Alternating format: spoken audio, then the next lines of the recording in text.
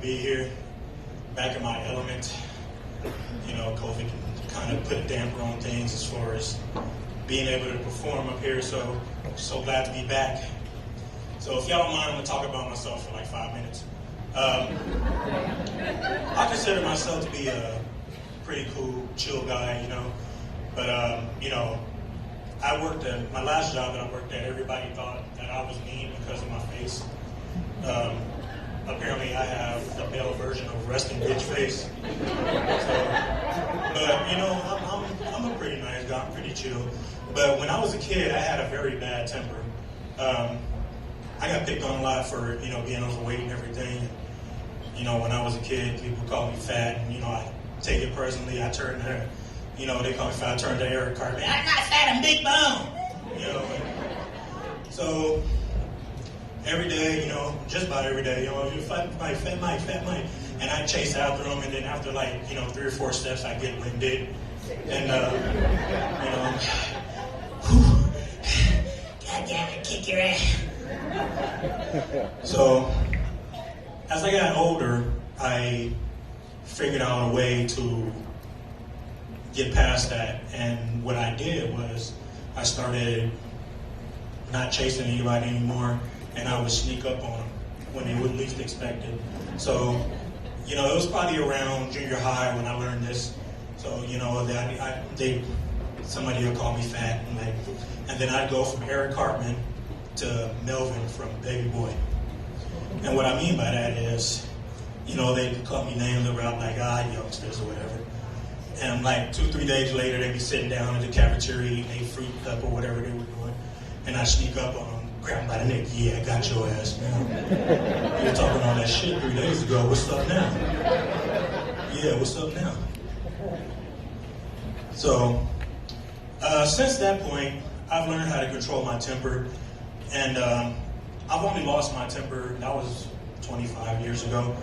I've only lost my temper probably 4 times since then. And only 2 of those times were funny, so I'll tell you about them.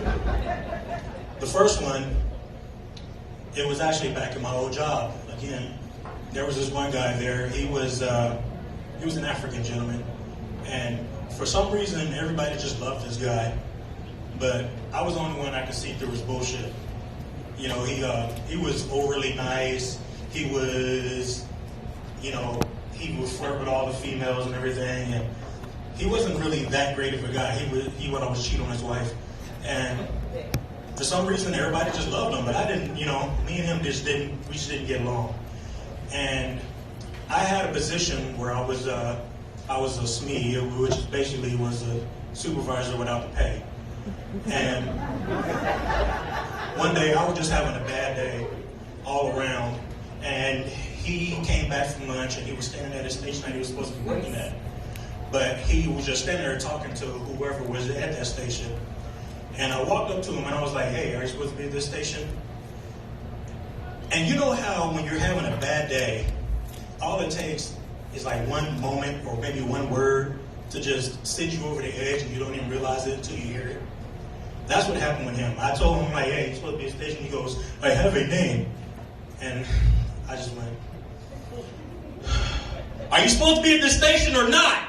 Get your ass to the station and get to work. And he starts screaming at me, I don't know why you're screaming at me. I have a name. Don't call me hey. And I'm like, get your ass on that station. He's like, I don't like you. I'm like, good. That makes it easier. And next to us was the HR department. I think it was HR, whoever it was. And there was a lady that worked there. And our big boss, his name was Kevin. And when she heard us arguing and screaming, she goes, somebody call Kevin! So I'm like, really, it's not even that serious.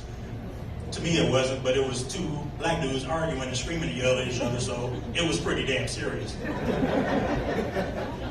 So anyway, I got dismissed or whatever from my position. So the second time I lost my temper is, it actually happened probably 6 months ago, because I'm a Lyft driver, and the lady that I picked up, as soon as she got in my car, I instantly got drunk because she had so much alcohol on her breath. It's like she poured it over her body. That's how drunk she was. And at the time, I had a little issue in my car. It was like if I go over 70, it would like rattle. So we were on the freeway, and I got up to 70 and we started rattling.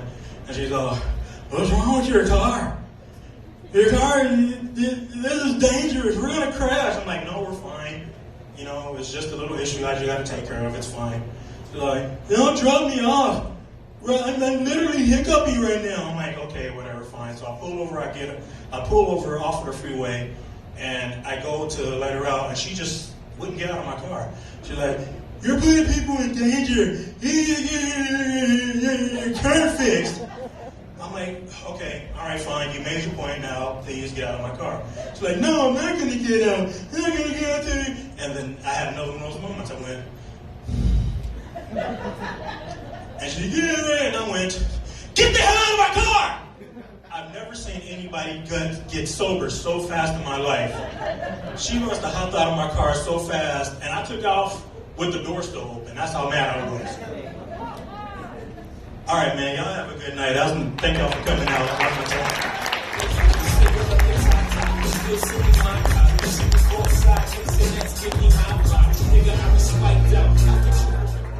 All right, Michael Branch, ladies and gentlemen, keep it going for him. Woo! We're down to the last few comedians.